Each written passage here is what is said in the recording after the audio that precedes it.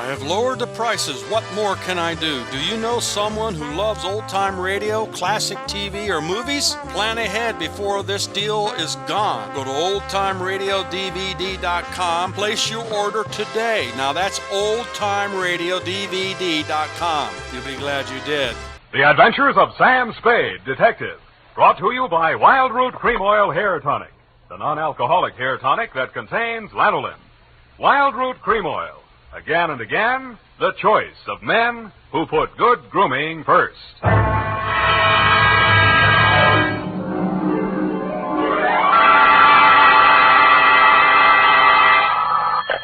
Sam Spade Detective Agency.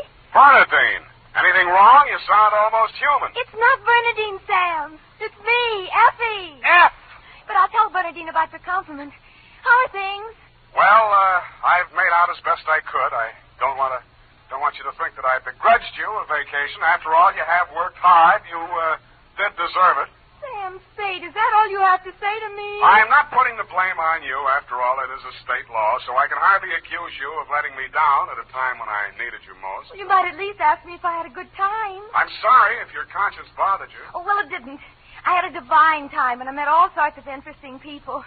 Mostly men. You don't say. What else? Well, it was this desert ranch, with a lot of buttes around. You mentioned those. No, Sam, no. They're the result of erosion. Those outdoor types, they go to pieces. Sam, are you pulling my leg? Not over the phone, Effie, but stay where you are. I'll be right down to look at your snapshots. And when you have the time, I'll dictate my report on the missing Newshawk caper.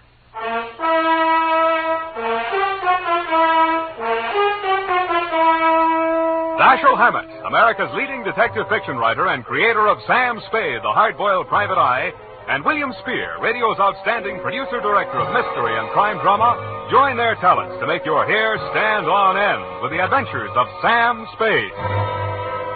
Presented by the makers of Wild Root Cream Oil for the hair. Wild Root Cream Oil. That's the famous name to remember, men, next time you buy hair tonic. And look what Wild Root Cream Oil does for you. It grooms your hair neatly and naturally. Wild Root Cream Oil also relieves dryness and removes loose, ugly dandruff. Yes, men, Wild Root Cream Oil is your shortcut to really handsome hair. So be smart. First chance you get Wild Root Cream Oil Hair Tonic. Again and again, the choice of men who put good grooming first.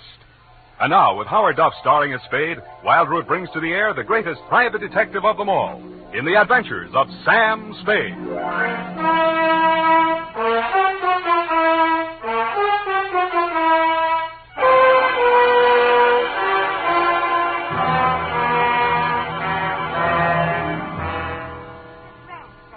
Just outside of Kanab on Virgin River. Kanab, the Pearl of the West. Uh-huh. And did I mention the buttes? Oh, well, they're very interesting. The result of erosion. Yes. And it's authentic, too. Fay Hamlin's ranch. You mean a working ranch? Yes, you see, that way you get into the spirit. Mm-hmm. My job was to feed the chickens. And that's how I met him. One of the buttes? Oh, Sam, he's a very cultured gentleman. Culture smulcher. What's he do for a living? He cures stammering. You don't say. What's his name? Charlie Shank. Charlie Shank? He's the founder of the Shank Institute of Articulative Correction, which I should learn. Articulative Correction. Where is this institute? Oh, I have the address here. General Delivery, Butte, Montana. Mm-hmm. You're sure you didn't help him break parole, Effie? Oh, no. We just went on long walks together. Where to? Oh, different points of interest. Like Wolf Canyon. Figures. Uh-huh. He invited me on this camping ship, a trip. Honorable, of course. Mm. But I couldn't go on account of my sunburn. Oh, it was awful. Oh, I've still got it, you see. And then he went back to Butte. He had to leave in such a hurry he couldn't even say goodbye. Wow. It was a pity, too, because an old friend he hadn't seen in years came looking for him just a few minutes later. With a warrant? No, he was an attendant in a nearby hospital. Mental? Oh, yes, very intelligent. He read me some of his poetry. Maybe you've heard it. A loaf of bread, a jug of wine, and thou. Wait a minute. Isn't that the Rubaiyat of Omer Khayyam? That was written by a guy named Fitzgerald. Well, of course. That's his pen name. Quite a penman. Yes, but he's paid his debt to society. And the other time it was a bad beef. Oh, He told me all about it. Yes. He cried on my shoulder afterwards. Sweetheart, when you make a mistake, it's a beaut. Sam, Nothing happened. Well, I'm glad he cured you of stammering anyhow. Ready? Oh, yeah. I got a brand Work, new you notebook. know. Life goes on. I got a brand new notebook, Sam. I'll just turn over a new leaf. Not a bad idea, dear. Date July 18 to Mr. Alex M. Youngblood. Try that again. Mr. Alex M. Youngblood, P.O., Box 317, San Francisco. From Samuel Spade, license number 127-596. Dear Mr. Youngblood, I need a vacation myself. You need trolley shanks. Sounds hard, Sam. Fortunately, until I met you, my only experience with any of the men and women who make your newspaper run had been with one of your corner newsboys who shortchanged me 2 times within as many days. I have not read your rag since. But your name looked imposing, and so did the $300 check upon which you had written it.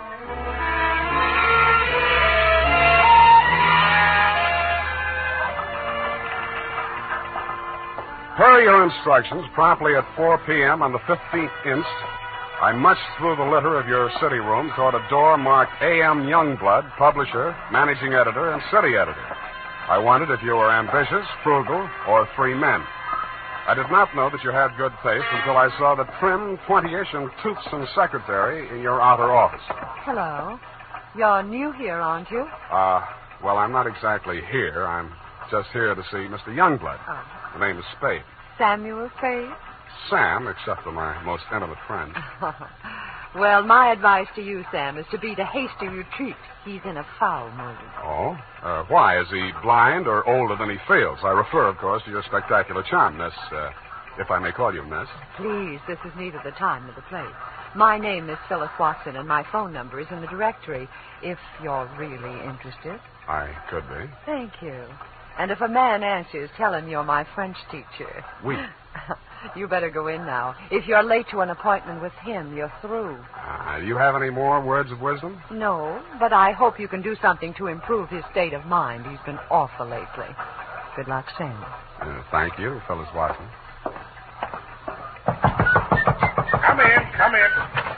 Now, 1 minute past 4. You must be Mr. Spade. That's right. You're almost late. Sit down, Spade. Cigar? No, thanks. Well, don't expect me to offer a drink.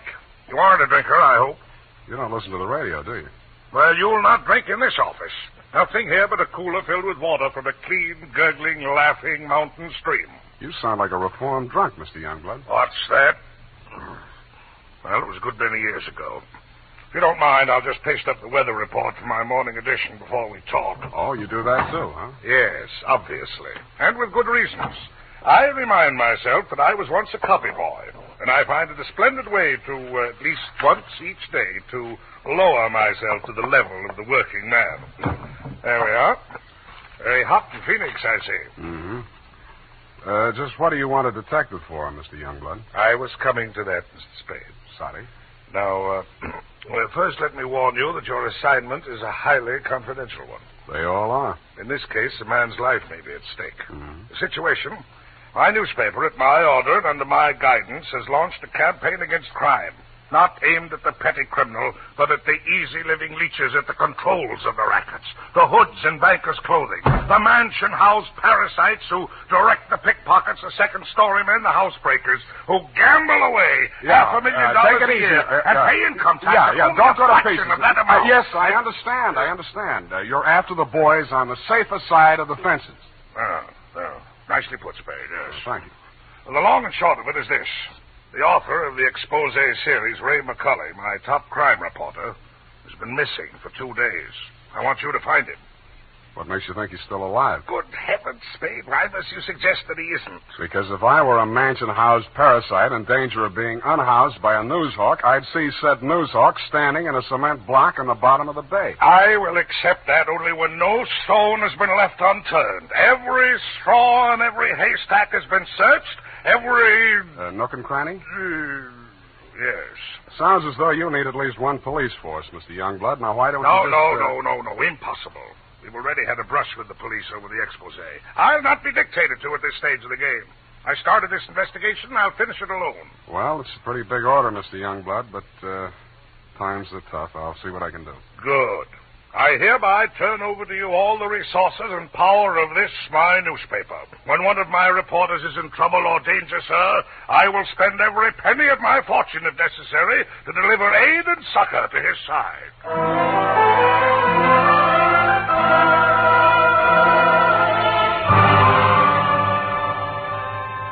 You then gave me Ray McCully's expose stories to date. I saw why you, his family and friends, and his creditors could have been worried about him.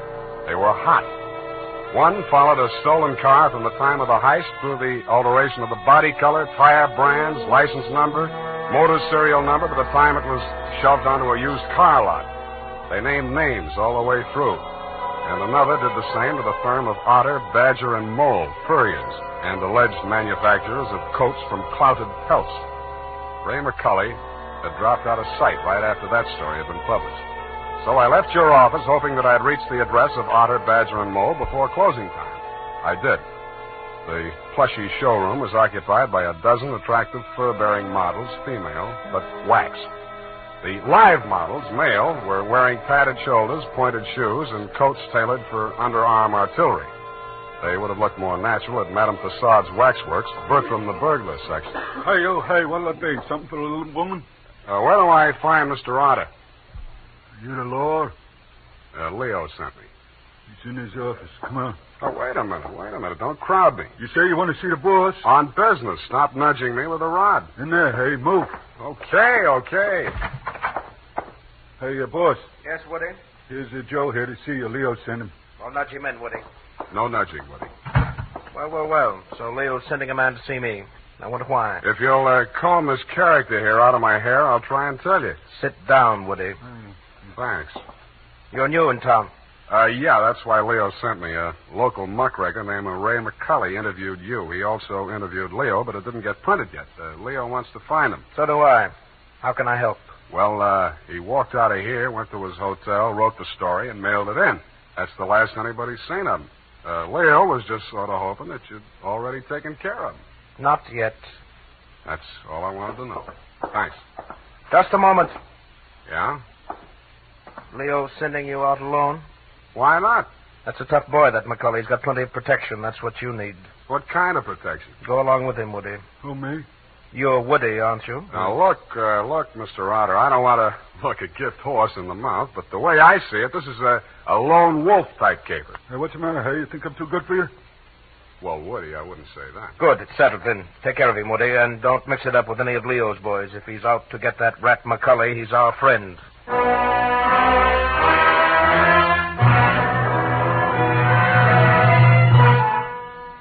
I was beginning to wonder who Leo was. I'd grabbed the name off a calendar on the wall, Leo's Van and Storage. I didn't know whether he was the Leo Mr. Otter didn't like, and I hoped I wouldn't find out. The best way I could think to keep from finding out was to shake Woody. On the way uptown, I walked him past 4 police stations. Crossing Market Street, I pushed him straight into the arms of a traffic cop who begged his pardon and let me off with a warning. At the Blue Bottle Bar and Grill, I gave Joe, the bartender, the Mickey Finn sign, but Woody liked it. He ordered another. Then he said he knew a place on Columbus where the drinks were even better. It was called Leo's Place. I wondered if that meant anything. Hey, oh, hey. Who, me, huh? I want your drink. Don't you like this joint? Yeah, sure, it's fine. We're not getting anywhere, though. You really take your work serious. Me, when I go gun for somebody, I go where I'm least likely to succeed. You live longer. Yeah. Woody, what do you know about this guy, McCully? You hear the boss. He says he's a rat. Yeah, but he said he's got plenty of protection. Who's furnishing it? Well, you see, there's a... Boy, oh, boy. Look at what just walked in. I looked. What I saw was not disappointing. She was wearing a skin-tight black satin with a plunging neckline and a new look only in places where it didn't matter. But she still looked enough like your secretary, Phyllis Watson, to be out of place in Leo's place. She didn't stay there long. She made a beeline through the kitchen to the rear exit. I made a beeline right after her. Woody was breathing down my neck as I started up the rickety outside stairway at the back of the building. I stopped the landing and turned around to face him. See you later, Woody. I didn't wait to see if he made it all the way to the bottom of the stairs. I was more interested in what was going on at the top. A door had opened, and Phyllis stepped inside. The man who let her in looked like Ray McCully. Who are you? The name is Spade. I don't know that name. Your boss hired me to find you. Private Dick? Yeah. Can I talk to you for a minute? Sure. Put your hands behind your neck and walk up slow. Okay. All right. Go inside. What's the matter? You're not acting glad to see me. This is the guy, fellas. Yes. Alex hired him this afternoon. There, you see. Now, what do you want me to tell Youngblood? You're not going to tell anybody anything. Oh! It caught me right behind the ear. The last thing I saw was that plunging neckline as Phyllis rushed forward. I didn't know whether she was rushing to my rescue or to get in a few licks of her own. 5 seconds later, I didn't care. As the design of the linoleum slammed up at me, I had just time to wonder why, of all the people who were looking for Ray McCully, I had to find him. Then I was out. Boing. Maced for my pains.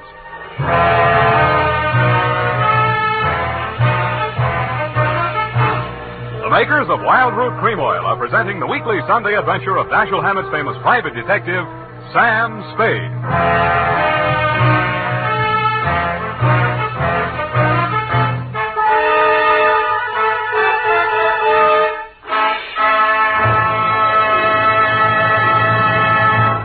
If you want the well-groomed look that helps you get ahead, socially and on the job, listen.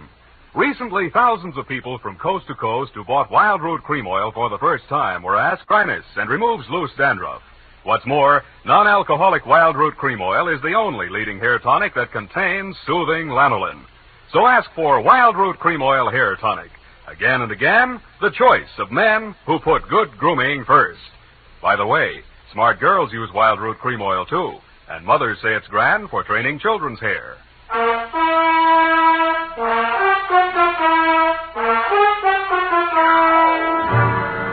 And now, back to the missing Newshawk caper.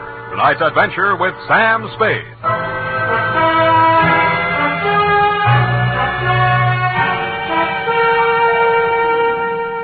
I was lying on the floor in a room with nothing in it but a sink, an army cot, a square of dirty linoleum, and a body. I staggered to my feet, ran some cold water over my head, and took a closer look. It was Ray McCully. He was a very dead crusading reporter. He'd been stabbed clean through with a long-bladed kitchen knife. It set on the handle, property of Leo's place. I went through his pockets. In his wallet, a press card, a police card, union card, and 10 genuine, crisp, new $1,000 bills. That gave me a line on the killer. He was crazy. So was I. I left it on him, too.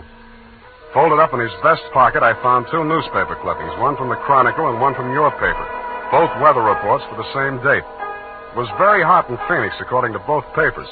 But according to your weather report, the temperature in Needles, California, was 135 degrees. That needled me. So did the slip of paper I found on his shoe. The number 9 and a date had been stamped on it with a rubber stamp. The date was the same as that of the weather reports. I turned it over. It said Ruthie's Booth, Manson Bowling Alley.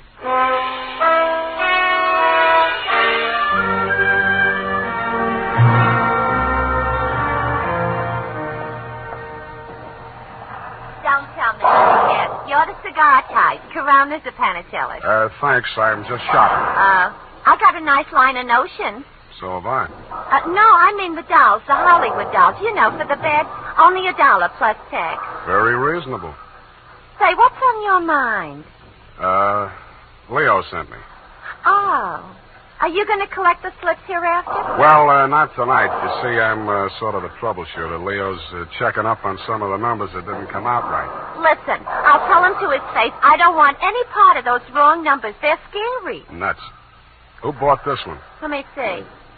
Oh, last Thursday. Oh, number 9. How can I forget? He put $500.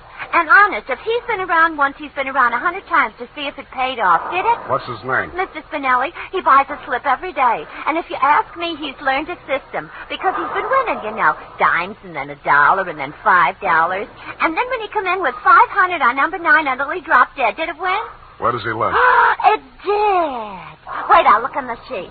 Hey, somebody else was in just this afternoon. Give me that address. Hurry up, will Well, you? it's right around the corner on Manson, 810. Say, maybe that's his system, 8 and 1. Don't that add up to 9? Hey, what's the matter? Where are you going in such a rush?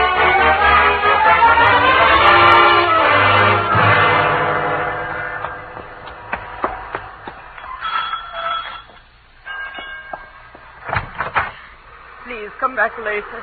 Tomorrow. Next week. Are you Mrs. Spinelli? Yes, please. I had so much trouble. Is your husband home? Oh, my poor man. They take him away. He's dead. Oh, I'm sorry. How did it happen? Who are you? I'm a detective. Maybe I can help you. May I come in? All right. Come on.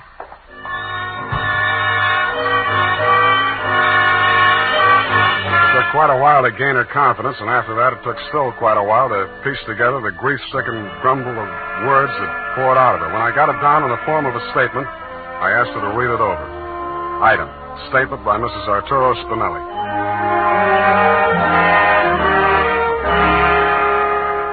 All the time he played those numbers, I told him they're just a bunch of gangsters. They don't let you win. Then he met this man McCulley, a writer for the newspaper. My husband says this man shows him how to win. He wins and wins. Then he goes to bank and takes out all our savings. I begged to him not to do it. But no, he was greedy. And this McCulley poisoned his mind. Sure, he won. He brought the money home in his hand. $10,000. I don't want it. I'm scared. I took it while he was sleeping with wine and gave it to the men. I tell him all I want is the 500. He tried to tell me we do good. We help catch the big gangsters. I say we don't want to do so good we get murdered in our beds. So he says, okay. But if I change mine, here is address. I don't change my mind. Because already my husband, he is dead. At home. Stabbed. No, I don't change my mind. She signed it, and I left her alone with her grief. I wasn't working for you anymore, Mr. Youngblood. You hired me to find your reporter, and I had. And I wished I hadn't. The rest of it I did for myself. You weren't in your office when I got there, but Phyllis was. I found her behind the city desk in the act of dropping tomorrow morning's weather report into the slot. I grabbed her out of her hand. What? Oh, it's you. Where's your boss? At home, I guess. We'll talk in his office. Come on. Sam, I can explain how I You're happened going to to be... explain plenty before I'm finished with you. Sit down. Oh, you... I have to be so rough. What's the matter with you? Plenty. I'm stupid. I was stupid to take this job, and I was stupid to play it cagey with you. I should have beaten the story out of you before the trouble started. It's a little late in the day now, but not too late to send you up for McCulley's murder. Oh, you're insane. Ray McCulley was... I'm the only one who ever tried to help And you. I'm the only one who can place you in that room, not 10 minutes before the murder. I told you I can explain Stop why... trying to save your own skin. Spinelli was only one of a 500,000 poor dumb yucks that lose their nickels and dimes and dollars every day in the policy racket. Only he had the bad luck to win. There won't be any more lucky dead people like him if I have to make a patsy out of you to stop it. It won't stop it. Nothing will. Ray talked big and brave like you. Now he's dead. Yeah, with $10,000 dirty money in his wallet. I won't let you say things like that. Ray was an honest reporter, too honest.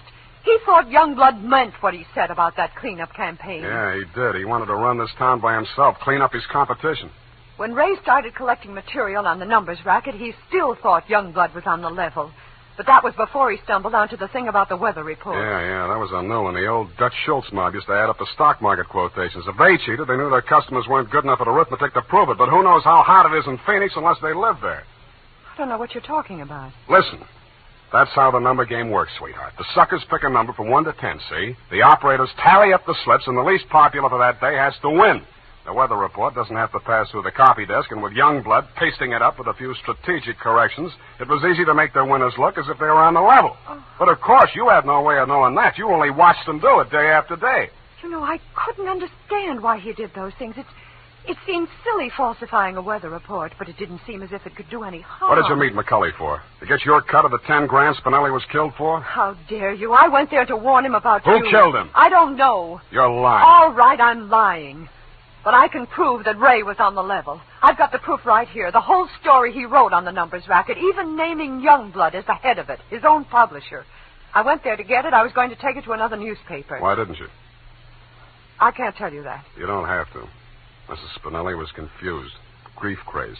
She had to put the blame on somebody, and when she did, she got her revenge the only way she thought she could. She may have been right about that, but she killed the wrong man. Why didn't you tell me you knew who killed Ray? I wanted to give you a chance to tell me yourself. I'm glad you didn't.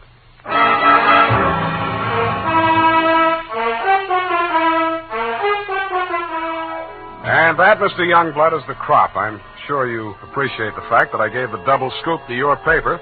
Like Mrs. Spinelli, I have my own ideas of vengeance. Besides, it may up your circulation a little, and you can certainly use a little extra money for your defense. By the way, who's Leo? Period, end of report. But, Sam. Yes, Evie.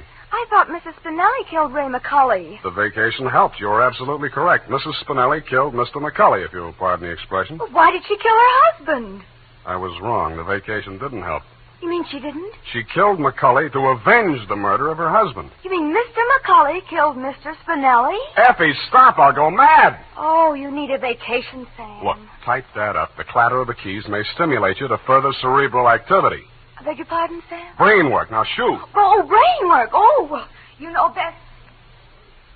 Tonight, men, or first thing tomorrow, get Wild Root Cream Oil and see what wonders it does for your hair. Notice how easy it is to apply. Notice what a neat, natural job it does of grooming your hair. Notice, too, how effectively Wild Root Cream Oil relieves annoying dryness and removes loose, ugly dandruff. No getting around it. Once you try it, you'll never be without it.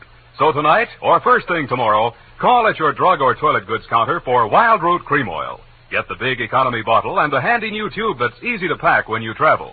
Also, ask your barber for a professional application of Wild Root Cream Oil Hair Tonic. Again and again, the choice of men who put good grooming first. Well, here it is, Sam. And you were absolutely right. The typing cleared my mind. It's all clear now except for one thing. Well, let's clear that up right away. Why did Mrs. Spinelli kill her husband? She did not kill her husband. Oh, I'm sorry. I meant, why did Mr. McCulley kill Mr. Spinelli? Kelly did not kill Spinelli. Who's Kelly? McCulley. McCulley's real name was Kelly? Now, let's start all over again. Disregard everything we said up until now. Make your mind a complete blank. All right, Sam. In the first place, McCulley did not kill Spinelli. That's what I said. It was his wife, wasn't it? Now, wasn't it, Sam? Oh, stop teasing me. Hey, why do you look at me like that? Effie, Mr. Spinelli was killed by one of the policy racket hoods to get back the 10 grand he won on the numbers game. Then how did the money get into Kelly's pocket? McCulley's. Why do you insist on using his alias, Sam? Effie, that was a tip of the tongue. I mean, look, Mrs. Spinelli took it to him because she was afraid her husband might be killed for Then it. why didn't they take the money when they killed him? Because Mrs. Spinelli had already taken it. Then she did kill him. Go home, Effie! All right, Sam. I'm sorry I'm so irritable to you, but I thought it...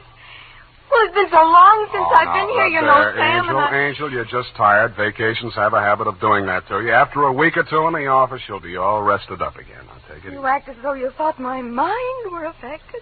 Come here. Sam, now don't, my sunburn. Yeah. Oh, it hurts. It's nice to have you back. You look good, too. All tanned and healthy. Your roof. It's great.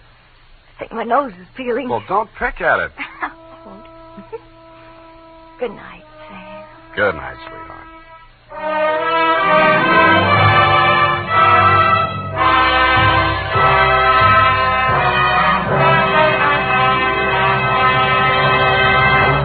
The Adventures of Sam Spade, Dashiell Hammett's famous private detective, are produced and directed by William Spear.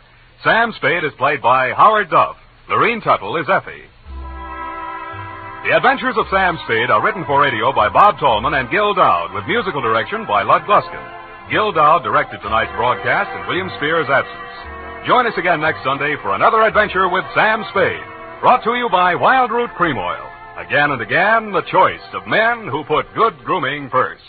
This is Dick Joy reminding you to Get Wild Root Cream Oil, Charlie. It keeps your hair in trim. You see, it's non-alcoholic, Charlie. It's made with Susan Lanolin.